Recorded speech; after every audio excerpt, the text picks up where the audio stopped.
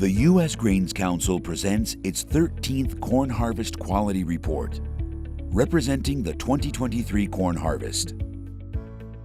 The 13th Corn Harvest Quality Report offers to buyers and end users around the world a set of reliable and comparable data about the 2023 U.S. corn crop. Thanks to our transparent and consistent methodology for over 13 years, this report is respected as a valuable decision-making tool. This first report is the first of two reports and is taken at the point of harvest. It will be complemented by a second study on corn quality conducted at the point of export. The second report will be released during the first quarter of 2024. The results of the report are based on analysis taken on 611 samples, taken at the point of entering the marketing channels between August 23rd and November 17th, 2023. The results are presented as an aggregate average. They are also presented according to their export catchment areas, which are represented as the Pacific Northwest, representing 19.5% of samples, the Gulf, representing 60% of samples, and Southern Rail, primarily representing exports to Mexico, and 16.3% of the total samples. The report takes into account 5 factors. Grade factors such as test weight, broken corn, and foreign material, also known as BCFM, total damage and heat damage, moisture, chemical composition, physical factors, and mycotoxins. Weather plays an essential role in all stages of the development of the U.S. corn crop, impacting fields and quality.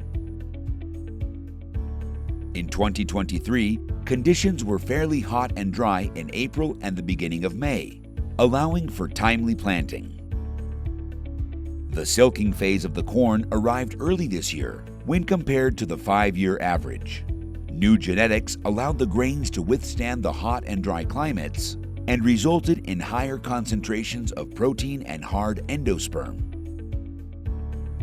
Hot and dry climates also lent itself to a quick dry down, followed by an optimal harvest period. Due to these conditions, U.S. corn saw lower BCFM and lower total damage when compared to past years. Let's start with grade factors. U.S. corn is exported according to grades established by the U.S. Department of Agriculture. For corn to receive a certain grade, it must satisfy the minimum requirement for test weight while also not surpassing the maximum values listed for heat damage, total damage, and BCFM. In this report, the results are compared to the standards set forth for the U.S. grade number 1 and U.S. grade number 2. The results for 2023's corn harvest showed that, on average, 88% of samples classified as U.S. number 1, while 96.7% of samples classified as U.S. number 2. Test weight. In this first parameter, the aggregate average reached 58.4 pounds per bushel, while the minimum measurement required for U.S. grade number 1 is 56 pounds per bushel, and the minimum measurement required for U.S. grade number 2 is 54 pounds per bushel. 93.7% of samples were above the test weight requirements for U.S. grade number 1. A high test weight indicates an above-average grain fill and maturation of the crop. Broken corn and foreign material, or BCFM. BCFM is reported as a percentage of the initial sample by weight. Low BCFM levels indicate cleaner samples. For the year 2023, the results showed an aggregate average 0.3% lower than the 5-year average. This is the lowest observed level of BCFM in the 13 years of conducting the Corn Harvest Quality Report. 97.2% of samples met the BCFM standard for U.S. grade number 1, and 98.5% of samples met the BCFM standard for U.S. grade number 2. Whole kernels. As a complement of the BCFM statistics, the Corn Harvest Quality Report analyzes the percentage of whole kernels and places it within its tests of physical factors. Whole kernel measurement is not a grade factor. This year, the aggregate average of whole kernels was 92.5%, which is higher than the 5-year average of 91.9% and significantly higher than last year's aggregate average of 91%.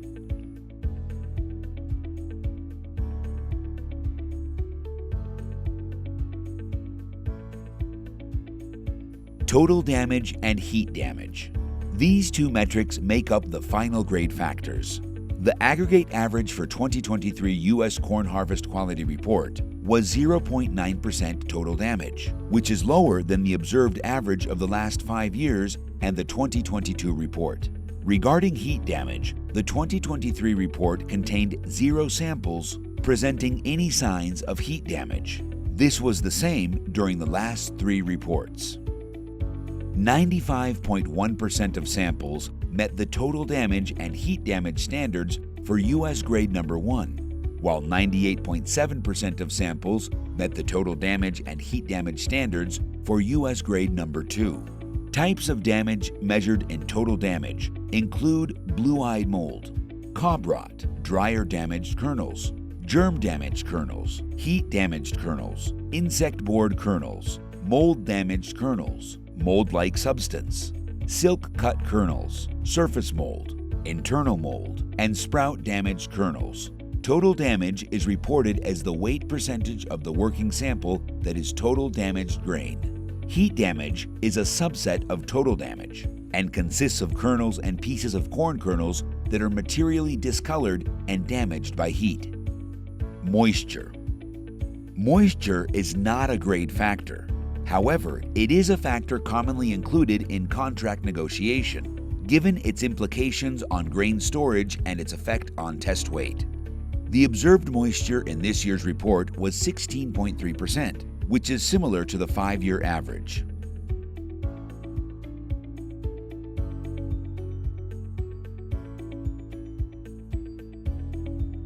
Let's continue with mycotoxins. The U.S. Corn Harvest Quality Report contains mycotoxin testing related to aflatoxin, fumonisin, deoxynivalenol, also known as DON or vomitoxin, ochratoxin A, T2, and zearalenone. The report contains mycotoxin testing results from 181 samples and targeted a minimum of 25% of samples, the same in 2021 and 2022. The evidence shows only the frequency of detection in harvest samples, and it does not predict the presence of mycotoxins in U.S. corn exports. Let's start with aflatoxin. The lower limits of conformity, as established by the U.S. Federal Grain Inspection Service, are used to determine if a mycotoxin is detectable in a given sample. For aflatoxin, this limit is set at 5 parts per billion. Also shown on this graph are the action levels of the U.S. Food and Drug Administration, which highlights when these levels can become toxic to different species of animals. Please keep in mind that the Food and Drug Administration action levels are generally established with qualifying statements, and it is recommended to read them in their entirety.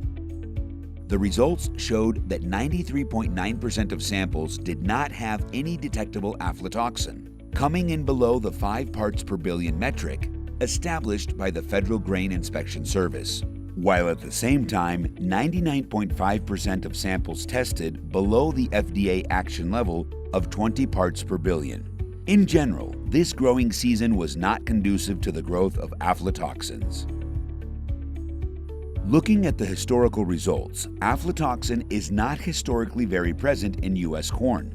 2012 was an outlier year during which a severe drought caused a higher frequency of samples with the presence of aflatoxin.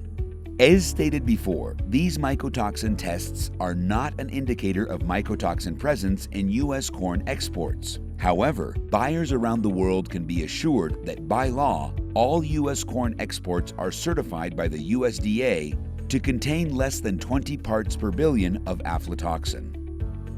DON levels observed below 1.5 parts per million was slightly lower than the past 2 years.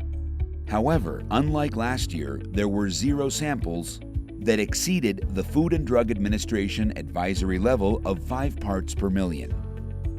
DON is not traditionally found in U.S. corn unless the weather was unusually wet, like was observed in 2019 and 2016. Of the 13 years of the Corn Harvest Quality Report, only 2022 contained a single sample that was above the Food and Drug Administration advisory limit. The fumonisin testing came back with favorable results, indicating 98.3% of samples to be below 5 parts per million. Only 1.7% of samples contained fumonisin levels above 5 parts per million, but no observed samples were above 10 parts per million. The Corn Harvest Quality Report added fumonisin testing 5 years ago, and 2023 continued to show low presence of fumonisin at the time of harvest. Ochratoxin A is a mycotoxin test that was added 4 years ago at the request of international buyers. While the U.S. Food and Drug Administration has not issued any advisory levels for ochratoxin A, the European Commission has established maximum levels for ochratoxin A in raw cereals at 5 parts per billion. 2023 showed 99.4% of tested samples to be below 5 parts per billion, and it continues to reinforce low levels of ochratoxin observed at the time of harvest. T2 is a mycotoxin test that was also added at the request of international buyers. During the 4th year of T2 testing, there continued to be no evidence of T2 above 1.5 parts per million in the tested samples. T2 tends to develop in conditions of high humidity during silking, and the low humidity experienced this year during grain filling stages indicates that conditions were not conducive to T2 occurrence. The last mycotoxin the report tests is zearalenone, which was also added 4 years ago at the request of international buyers. Zearalenone tends to manifest during growing seasons with sudden and sustained temperature drops, and that was not experienced this year. For the 4th year in a row, the Corn Harvest Quality Report did not find any zearalenone above 1.5 parts per million.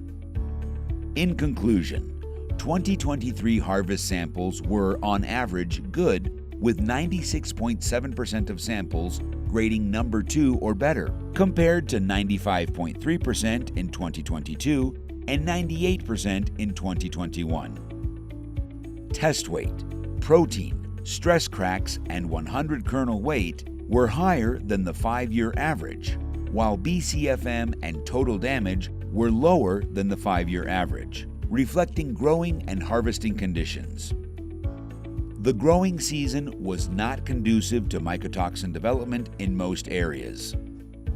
Thanks for joining us on this summary of the 2023 Corn Harvest Quality Report. Find the full report online at the U.S. Grains Council's website by using the link shown on the screen.